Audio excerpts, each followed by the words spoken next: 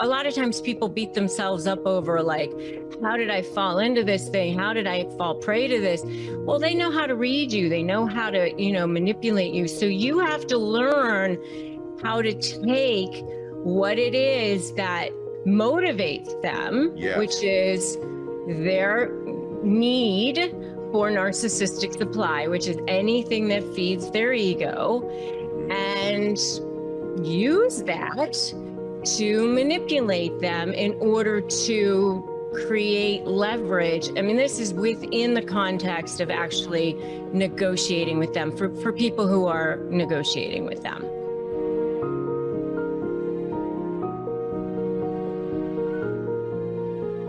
All right, welcome back, everybody. Today's an interesting show because I have a really unique woman on my show. One, she's one of the top attorneys in the country. I'm doing a little background research on her. I'm finding out this woman was married at 19, drops out of school, has 3 kids, then goes back to school, goes to law school, becomes an extremely prominent attorney, but then has sort of morphed over this time into an expert, I would call it, on negotiating life. And we're going to talk about a lot of things there. We're going to talk about toxic people in your life. We're going to talk about narcissists in your life, how to identify them. A lot of you have them. When I was researching the show today, I'm like, wow, that friend of mine is somewhere on the spectrum of being a narcissist. That one is. And I wonder even if I am in some cases. We're going to talk about, how to get what you want in life, how to be more persuasive, how to be more influential, which is what I think all of you want. And this woman is uniquely qualified to help you with it. And so I'm really honored to share Rebecca Zung with everybody today. Rebecca, welcome to the show. Thank you. Thanks for having me. I'm grateful you're here, and I want to thank John Gordon, our mutual friend, and Erwin McManus for connecting the two of us. So, well, there's a lot to cover with you. Let's start out a little bit with the narcissist thing that you've been talking about lately is how to negotiate with a narcissist. But to me, when I hear narcissist, correct me if I'm wrong, I think there's degrees of narcissism in life. But it's also, for me, it's a lot of people listening to this are in different relationships, business relationships, personal relationships. And how to identify whether or not this person is toxic to you, or just detrimental to your life, or whether or not they're a benefit to your life. So what is narcissism to start out with, and are there varying degrees of it? Yeah, I mean, to me, a narcissist is a person who has a very fragile sense of self. It's the person who is the absolute most insecure person in the world. They have no inner sense of value. So therefore, they have to get all of their sense of value from external sources, from either the, adulation, from prestige, from people giving them compliments, from all of the things that you think about when you think of that. But what I call the dark underbelly of that is that, that control, devaluing, debasing people, degrading people, that's the other side of that as well. So that's, the one side of that. And then, the other side of that is that they therefore have no ability to have any sense of compassion or care or empathy for other people. And that is because it's scarcity mentality to the extreme. If I give to anybody else, therefore I can't have, or I won't have. So that's really what a narcissist is, all the way to the end of the spectrum. And as you said, I do believe that all of us, to varying degrees, have some sense of that. We've all, had some feeling of insecurity at times. We all want to feel seen, heard, and know that we matter. That's part of being human. Right.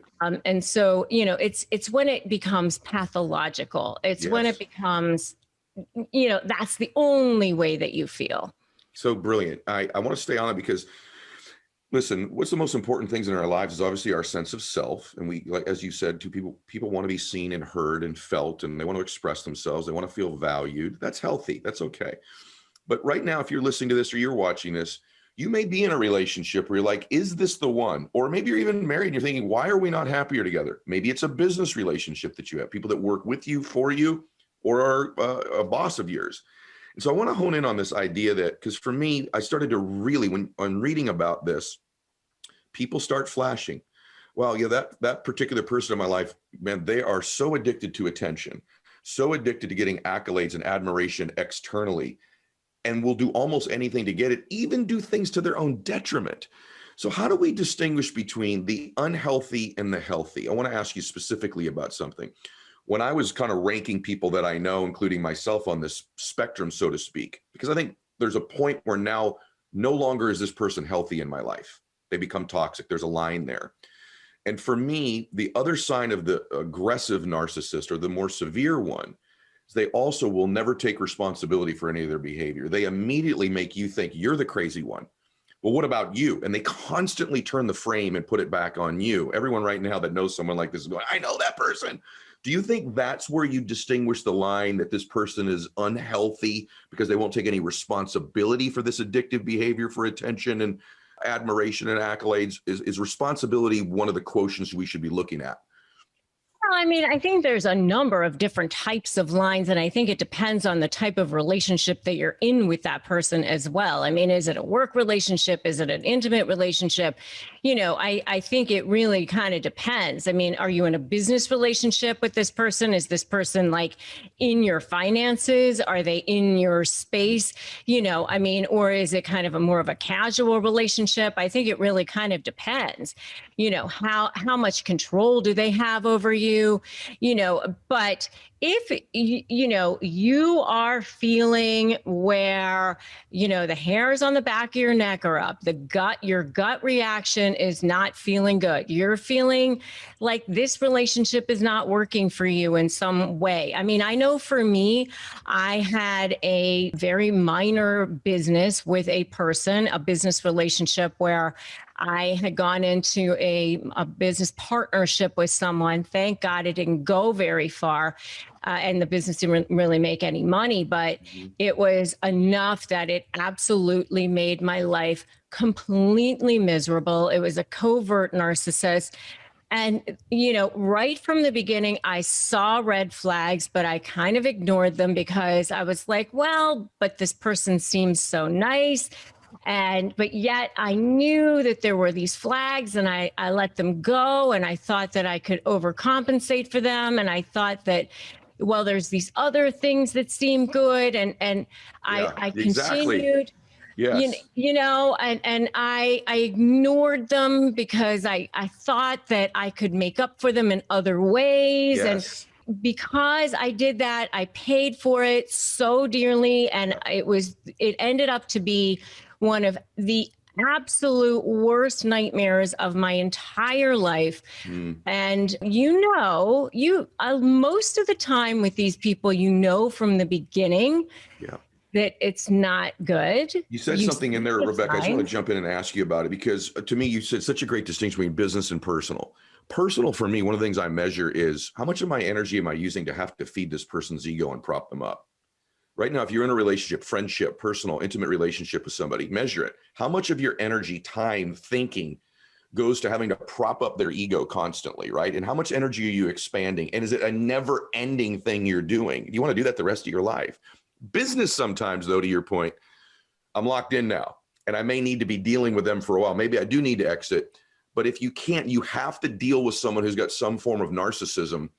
You have this thing you say that is so brilliant.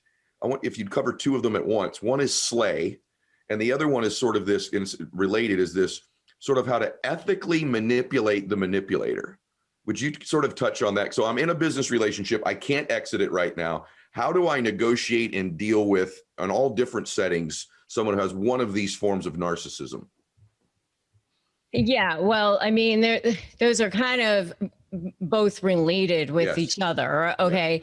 So, I mean, slay is, developing a super strong strategy and creating invincible leverage, anticipating what they're going to be doing, and then focusing on you and your position and your case. And this is if you're having to negotiate with this person. And I call it, and you're ethically manipulating the manipulator throughout the entire process, because these people are master manipulators. Mm-hmm. I always go back to the Malcolm Gladwell 10,000 hour thing, where he talks about how it took 10,000 hours to become good at something. these people, 10,000 hours was like, they hit that at toddler, I mean, they were doing this long ago. They're very good at what they do. They know exactly how to push your buttons. They know exactly how to trigger you. They've been reading you from the beginning. And, so a lot of times people beat themselves up over like, how did I fall into this thing? How did I fall prey to this? Mm-hmm. Well, they know how to read you. They know how to, manipulate you. So you have to learn how to take what it is that motivates them, which is their need for narcissistic supply, which is anything that feeds their ego, and use that to manipulate them in order to create leverage. I mean, this is within the context of actually negotiating with them for people who are negotiating with them. Well, everything's a negotiation, though. And so every single day, you may have a boss who's got a form of narcissism. And so what she's talking about with Slay is being very aware, right? And being cognizant of, listen, oftentimes there's got to be compliments. There's got to be feeding them and then sticking in there what you need or that you want. Right. So a good example of that, not to cut you off, but I want to give you. Oh, you want you to. Please. I want to give a good example of what exactly you're talking about. So a good example of that would be something that I call bartering. Okay. So bartering in the real world is, an exchange of goods and services, without money. So what does value look like to a narcissist? Well, it's adulation. That is the grade A diamond level supply for a narcissist. So in the narcissism world, supply is what they feed on. It's their lifeblood. It's their food. It's their oxygen. It's anything that feeds their ego. But within that world of narcissism, there is a hierarchy of this supply. So, there's the good food, there's, that prime rib of beef or whatever, there's the grade A, and then there's, like the scraps of food or whatever. So like the prime rib or the good food or whatever is the adulation. It's, and so if you want something, you might want to give them some adulation. So you might want to say something like, if you want them to get, do the QuickBooks or something, hey, can you do the QuickBooks? You are so much better at it than I am. You are way better at math and figures, and you'll get it done so much faster. I'm terrible with that. And then you beef up their ego. They'll want to do it. Yeah, you're right. I am so much better at it. They get motivated. They'll get it done. You get something you want, and everybody is happy. And so a lot of people think, but I hate them. And now you're playing into their ego, blah, blah, blah. Well, but if you want them to do something, then you've got to think about what it is that's going to motivate them, right? Yes. You may have you may be in a situation people say, well, manipulate's a strong word. Oftentimes manipulating somebody to do things for their own good. I've had to manipulate family members of mine to go see a doctor. And then they found out they had cancer. Thank God I had the ability to put the words together, the emotions together to persuade them to go do something for their own benefit. So you may not be able to escape some of these situations that you're in. And so these are things that are important.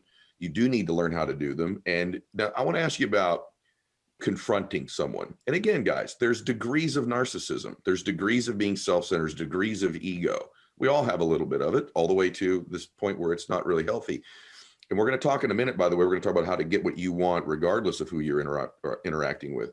But what would your recommendation be about you are interacting with someone who is behaving and acting out in a way that doesn't serve them or you, business or personal?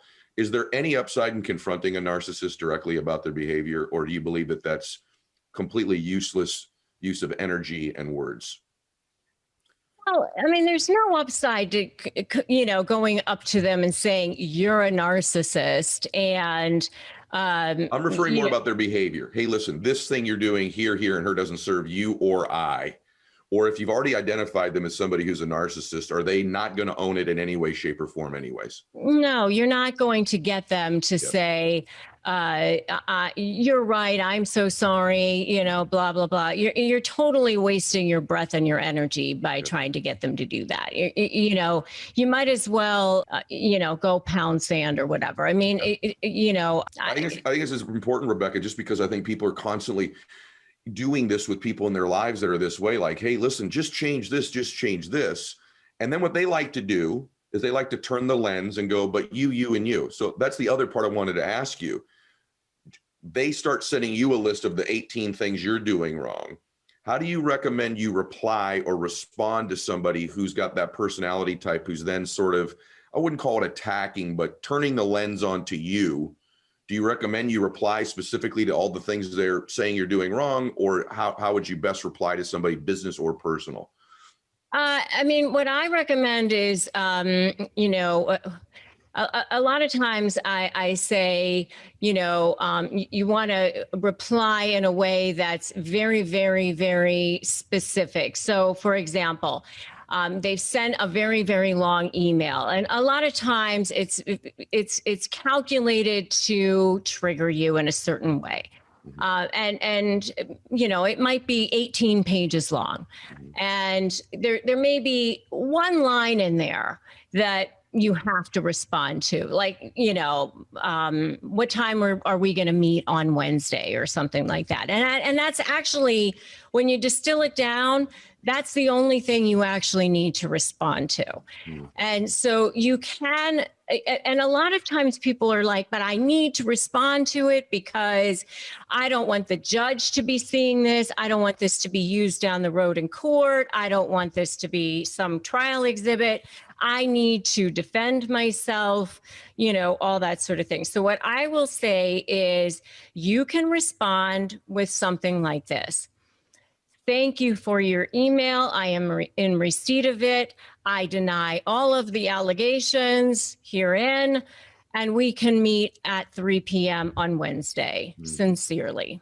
That's it. So reply to the smallest possible, most necessitated item in there, whether that's personal, email, legal, business, or otherwise. That's your advice. I've received it. I deny it. Here's, the only other thing I need to respond to. Really good. All right. So that's dealing with them. Now let's talk about dealing with our lives. So the first thing you wrote was about, negotiating as if you matter. And so I want to talk about negotiating our lives and getting what we want in life, because that's ultimately why everybody's listening to my show, right? They want more happiness, more money, more success, more peace of mind, more whatever it might be. So a broad question to begin with: what are some of the keys you believe in life to negotiating the life that you want? What are some of the keys you would suggest? The best lessons that I ever learned myself is I learned this from one of my the main business coach that I've had, who's now become one of my best friends. She taught me something. I'm going to tell you what the lesson is, and I'm going to tell you what the story was. Okay. She taught me that people will think what you tell them to think. Yes. And I'm going to tell you the story of how she taught me this. And it's actually a great lesson for negotiating, but it's also a great lesson for life. So what happened was, I had been practicing law for about 8 years. And then I left the practice of law for about 2 years to go be a financial advisor, wealth advisor. I spent 2 years with Morgan Stanley. I got my Series 7, my 66. And I thought, I'll have an easier lifestyle. I had a little child at the time. My daughter, who's now 19, was, young. And I was like, I'll have a better hours, which, didn't really work out that way. Right. So after about 2 years, a friend of mine was leaving her law practice and she was moving out of the area. And she said, I've got these clients. If you want, you can take over my client base and start your own practice. Okay. So I was like, okay, well, people are not going to be dropping law practices in my lap on a regular basis. Mm-hmm. I'm taking, this opportunity. So I decided to take over this law practice. And I'm talking to my business coach, and I was like, the people in this town are going to think I am such a flake. Like, this girl's a lawyer, now she's a financial advisor, now she's back to being a lawyer. Like, this girl does not know what she wants. And my business coach said, people will think what you tell them to think. So true. And So she true. said, you can tell them to think that you're a flake and you don't know what you want. Mhm. Or you can tell them to think that you're the only lawyer that has a financial background. Bingo. So you are actually more qualified than any of the other lawyers Very good. in town because, you know, you've got this financial background, and what other family law attorney has that? So good. And So I good. was like, oh, yeah, I guess I could do that. And so I started to kind of hold myself out as that. And I can't tell you how many people ended up hiring me because that's how I held myself out. I love this. I have to tell you something. I have to acknowledge something when like wisdom is preached. So that's brilliant. And just last night I was mentoring, I have one of the business I'm affiliated with, was a financial firm. I was mentoring a very young guy last night. And I told him, I just want to second what you said. I said, listen, most people are busy with their own lives. You can create the story. And if you tell them what to believe, they're going to believe it 98% of the time. I said, I learned this because later in my career, I ended up working with a series of doctors. And the doctor said to me, he said, Ed, listen, when you're dealing with doctors, it's different than dealing with other clients. We're really busy. We just want you to tell us what we need to do, what we need to think, and let us do it so we can go back to working with our patients. And I said, really, you want me to he goes, tell us and ask us simultaneously. Say things like, obviously, we need to take these steps. And you create the frame, pre-frame what you're going to tell me. Tell me what this means, then mean it. And then when you're done, tell me what you just told me and what it meant. So pre-frame, frame it, and then post-frame it. So I started to do it, and everyone was buying. And I said to him about 6 months later, I said, you know what I found out? It's not just doctors, it's everybody. I should have been doing this the entire time with everything in my life. Pre-framing what this means for everybody, then framing it. And then when I'm done saying, this is what you just heard and what it meant. And you create the meaning. And so this is something for everybody. If you get no less out of this entire TV show, what Rebecca just told you is absolute truth on how to get what you want in your life. It's key number one in your life. Let me ask you about this number two. When I listen to you and I've watched your content, so Rebecca's got content that's very diverse. She's got stuff on divorce. She's got stuff on negotiation. She's got stuff on narcissism. She's also been a TV personality, which she'll get interviewed when a high profile person's going through something. And so she's learned to communicate in different settings, one-on-one, financial, courtroom, television, podcast. You're an unbelievable communicator. How much of persuasion for you has just been your personal certainty level, just actual certainty in the way you deliver a message? Are you conscious of that, or was that just sort of like a natural gift you had when you started practicing law? My father used to say, my father was from China, actually, and he came over here when he was 14, and he went to Columbia University undergrad and medical school. And, you know, he was the only Chinese guy actually in those days. And, you know, it was a big deal. And he used to say to me, whatever you say it with authority and people will believe you. And he just kind of, you know, groomed me that way. Like, even if you don't know the answer, don't lie. Just say, I don't know. I will get you the answer, but you say it with authority. Like, and so I don't know. I just think that he was, and even as a girl, like he just was like always believed in me in that way. And I was really, really fortunate to have a father who was, who believed in me in that way. I think there's things, Rebecca, I think some people, I watch this on my show all the time. It's fascinating to me that certain people are great at something and they're almost unaware of their greatness at it. And I think this is the case with you. You have a massive degree of certainty when you communicate. It's almost like you have a style when you speak. It's almost like, and I mean this is a compliment. There's a way in which you deliver a message. My audience is going to nod when I say this. You have a style of communicating. It's almost like there's a tone to it that you're almost an idiot if you don't believe what I'm saying right now. That's almost what it sounds like. It's that depth of certainty. It's not arrogance. It's not condescending, but it's an expression of certainty that's almost like you just don't get it if you don't agree with me. That's what it sounds like. Well, I appreciate that. I mean, I certainly haven't always felt that way, though. I mean, for people that have followed me, they know that I've certainly had my share of, you know, stumbles in my life. I got married at 19 the first time. I had 3 kids by the time I was 22.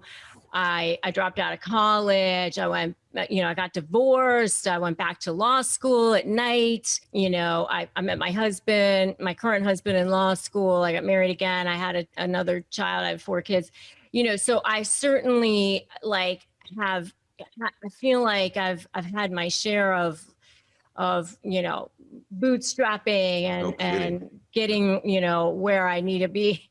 I was bullied as a kid for being half Asian. I talk a lot about that. I've had to deal with these narcissists in my life, and I definitely I've tried to be as authentic as I can so that people understand that it hasn't always come easy for me. I've definitely had to deal with my own struggles for sure. Yeah. Because I want people to understand, I'm a human being too. And if I could do it, anyone can do it. It's amazing what you've accomplished. I mean, everyone just flew by, but this is a woman who's married at 19, 3 kids, drops out of school. And you fast forward, Bob Shapiro writes the foreword to her book, one of the most powerful, influential attorneys of all time. I've met Bob a few times, founded LegalZoom.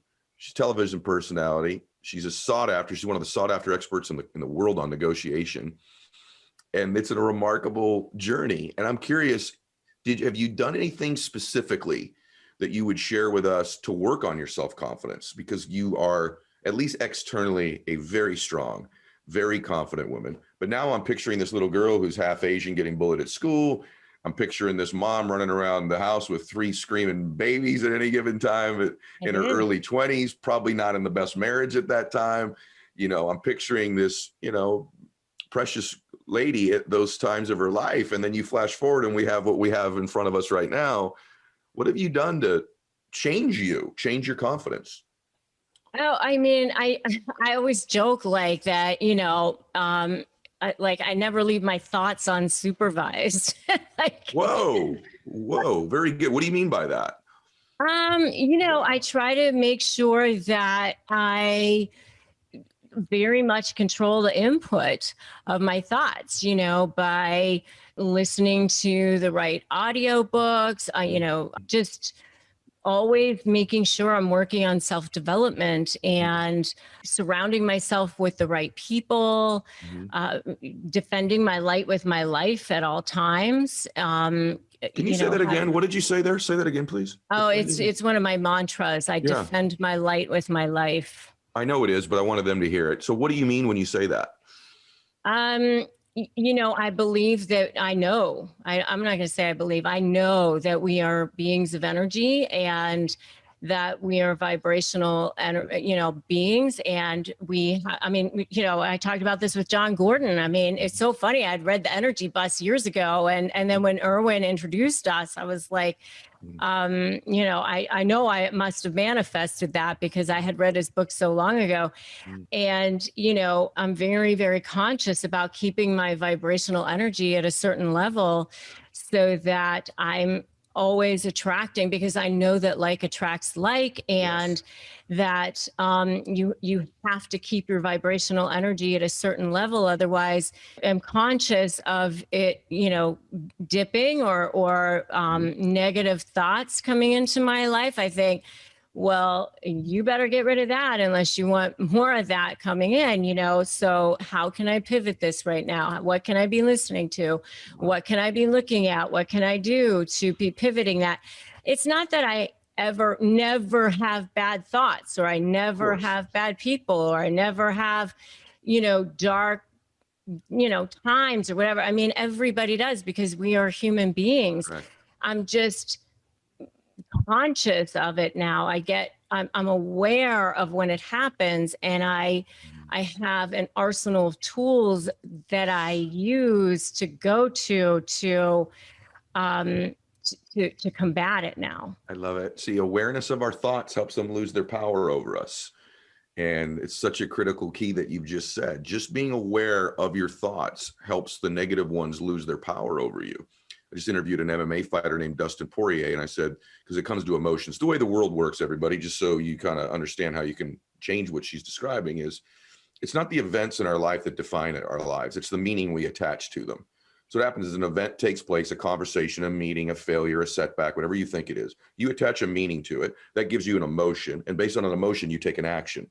So if you can go all the way back and attach the right meaning to an event, that will change the emotion you experience and change the action you take. And I was asking this fighter, he just beat Conor McGregor. I said, do you get scared and have anxiety and worry before you get into the octagon? He goes, every time. Still fearful for my life, afraid, worried. He said, those thoughts never go away. But he said, they do become more familiar. And he becomes more familiar with those emotions, more familiar with those thoughts. And then he's in control of them. They're not in control of him. You don't have to believe everything you think, everybody. And this idea that Rebecca just gave you, that is absolute truth, that your vibrational frequency, the energy level that you're moving at in your life, is deeply affected by the emotions you're experiencing and the meanings you attach.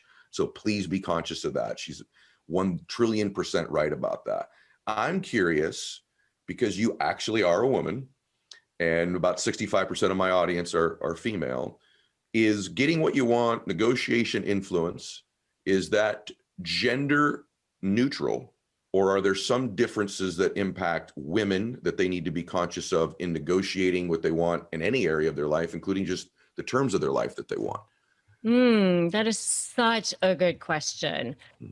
And because the majority of my negotiating experience in a formal setting was in a high net worth divorce context, I have a lot of data actually in this. And so I'm going to actually kind of, use that in my answer. And I've represented billionaires, high net worth people, CEOs, all, celebrities, all sorts of people. And so what I'm going to give you is, I think, pretty good data. I've represented thousands of people, in both genders, in all walks of life. And here's the thing. Men are actually much better at separating their emotions from the transaction at the time of the negotiation. At the time of the negotiation itself, they look at the negotiation as a business deal. And they can literally just, okay, here's what we're dealing with right now. At the time of the negotiation for a woman, because of the way our brains are wired, there's all kinds of stuff going on in the brain. We are wired up that our emotions are actually attached to everything that we do. It's how we are built. It's, in a lot of ways, a very good thing about women. It makes us horrible at negotiating in a lot of ways. And I'm saying this as a woman. And so in a divorce setting, for example, the woman is sitting in front of a husband or a soon-to-be ex-husband thinking, doesn't it mean something to you that I, raised your children or gave up my life for you or did all these things for you?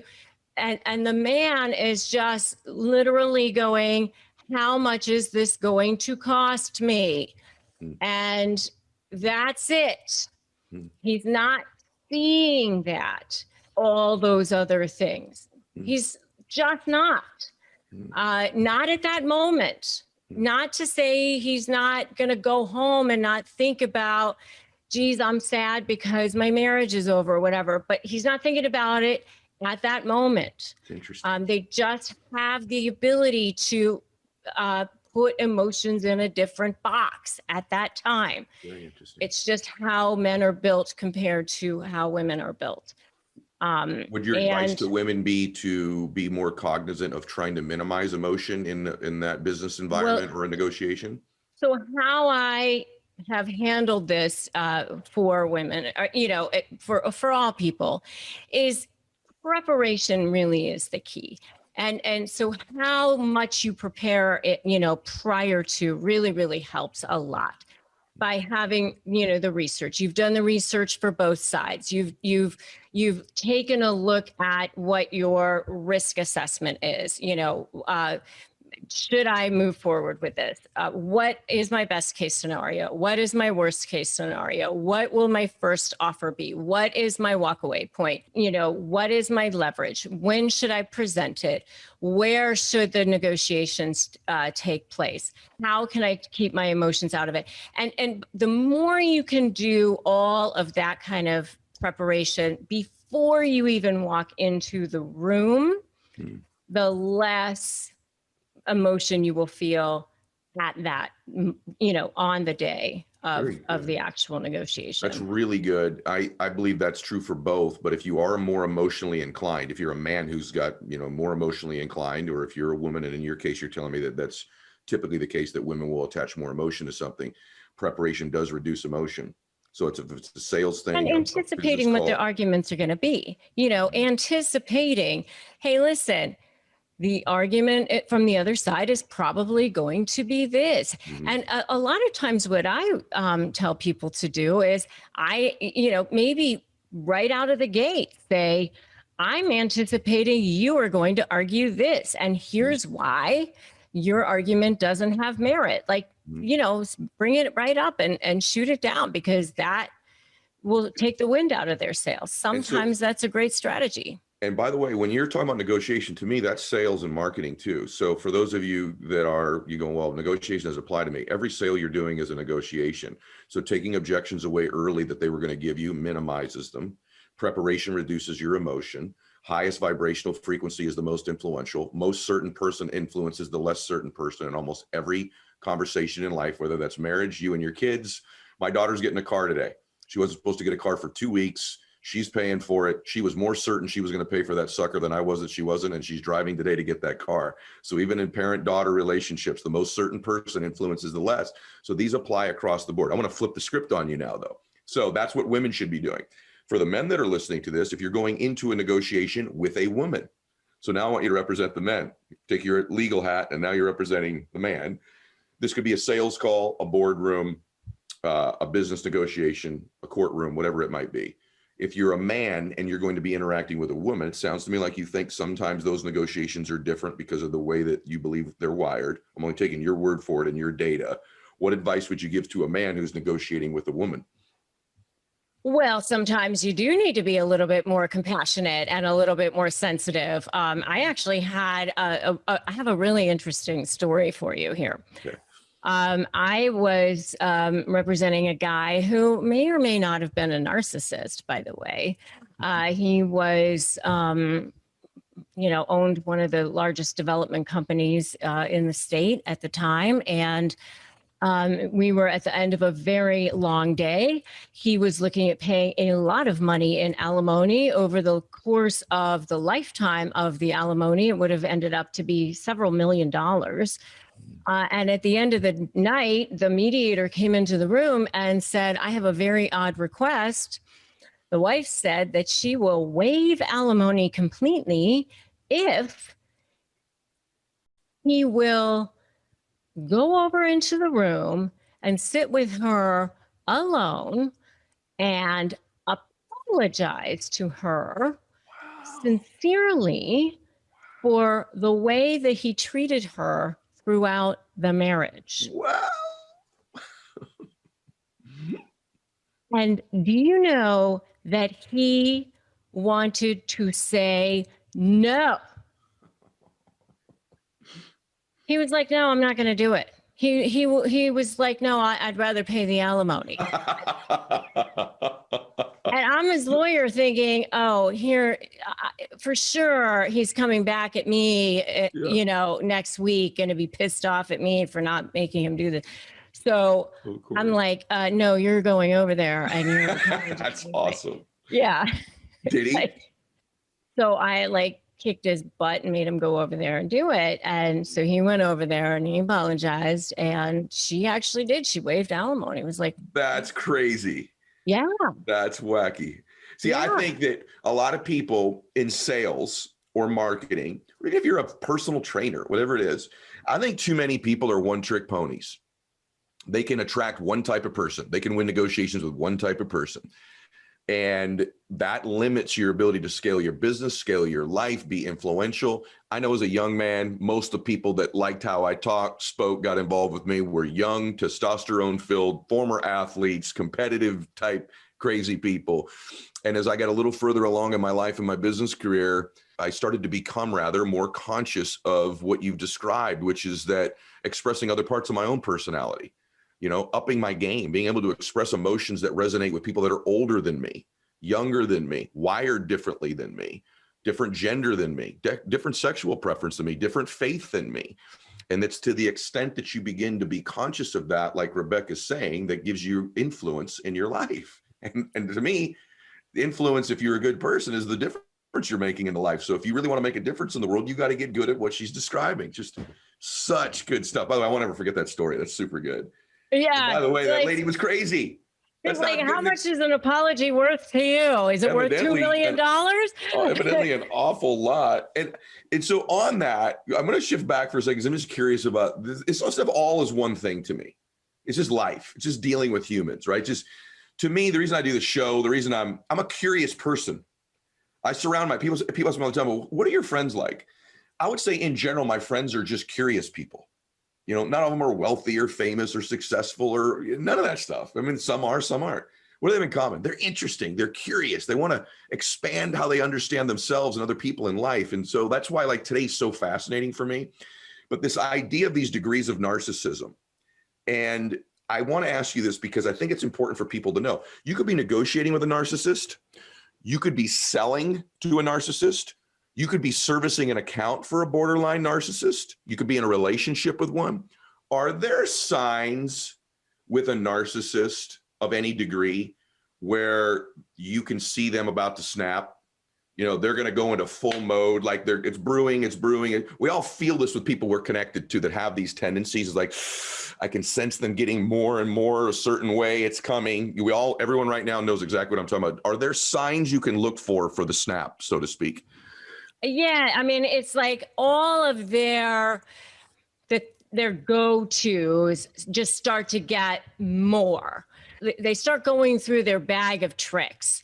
So they, you know, when you start to like get stronger and they start to realize that you're kind of onto them, they'll start to, you know, come on to you much stronger with the love bombing and all of their charm. Okay, that's not working. So then they start to like kind of flood you with like, you know, you better do this, you better do that, you know, or the projection, deflection, you know, lying, denying, all, you know, but more strong. And then when that's not working, then it's the rage. You know, the threats, the this, the that, like, you know, longer, stronger, louder, you know, but it becomes much stronger and more intense than it ever has been in the past. And you just start to see it like they start to make mistakes. And actually, I did a video on the Hugh Grant miniseries, The Undoing. Yes. I don't know if you have seen that, but it's a great example of how that guy was totally a malignant narcissist, but how he starts to become undone and he really starts to make mistakes and he starts to blame people and he starts to do that. I don't want to give too much away for people who haven't seen it, but they start to become like outlandish. They start to make mistakes. They start to do things. And that's actually where they really, you know, you start to actually get some good evidence against them if you're in a case, you know, with them. But I always tell people they are the worst right before they're ready to give up, because that is when you start to see the collapse. But you kind of have to get through the worst of it before that happens, because they do have to go through that period before they're ready to give up. I think everybody should just be listening to what we're talking about here. And, let's just be real. If you're having to deal with this level of predictability, because when the narcissists get ready to explode, they begin to lie more, they begin to project more, they begin to blame other people more. It's their MO. They're never going to look at themselves and go, you know what, you're right. I apologize. I made a mistake. I'll try to do better, and do it sincerely. And so if you're in a personal relationship where this is a tendency, it's not one you should be in long term. I mean, this is exhausting. This is not going to change the rest of your life. And so you're best to try to find an exit. If you're in a business relationship, you're best to use the strategies that Rebecca's teaching here today on how to deal with it and navigate it within a mindset of eventually getting out of that dynamic if you can.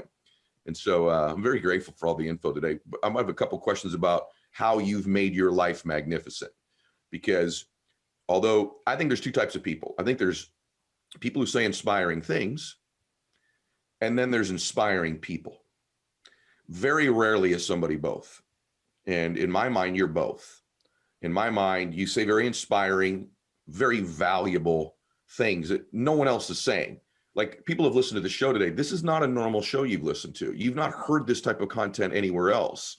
So she's that, but then she is also inspiring. Her life is inspiring. And so I want to ask you, if someone was listening to this, Rebecca, and they said, I'm not in the exact same situation you were when you were 19 or 22 years old, but I am not where I want to be. I am not living the life that I deserve right now. And I want out of it. I want to change it. I'd like to someday be on a show like you're doing right now, saying that's my old story and this was the new one that I built. How do I get from this story I'm in that I'm not happy in to the story that I want to be in, like you did? What would be just a few of the pieces of advice you would give to that person just to start to change that story and change their life? I always say that the only difference between people who are successful and the people who are not is really just one word, and that is execution. And I know that it may sound harsh to some people, but I don't mean it to sound harsh, but the difference between the Ed Myletts and, anybody else in the world is just that you do what you say you're going to do, and just pick something small.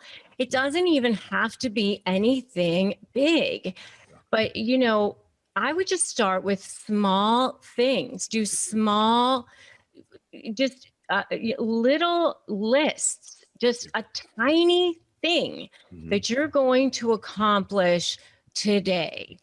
Whether it's drinking 4 glasses of water today, whatever it is, and actually do it. And, pick whatever it is that you're going to do and actually do it. And then when you find yourself that, you're actually executing on the things that you're saying you're going to do, you will find that you will actually start covering ground in your life. And if there's something that you really want to do in your life, when I decided that I was going to go back to law school, I had no money. I was making $26,000 a year teaching inner city school in Fort Lauderdale. I had $0 and I had 3 kids, and I went 100% on student loans to school. And that's what I did. And, I figured it out. And so, you can do it. You just figure it out. I'm picturing this woman back then, and then I'm looking literally at you. It's incredibly inspiring for me. Just even that decision. There had to be a day where the kids are there. There's 3 kids. Everyone thinks you're out of your damn mind, right? And you go, I'm gonna go back to law school.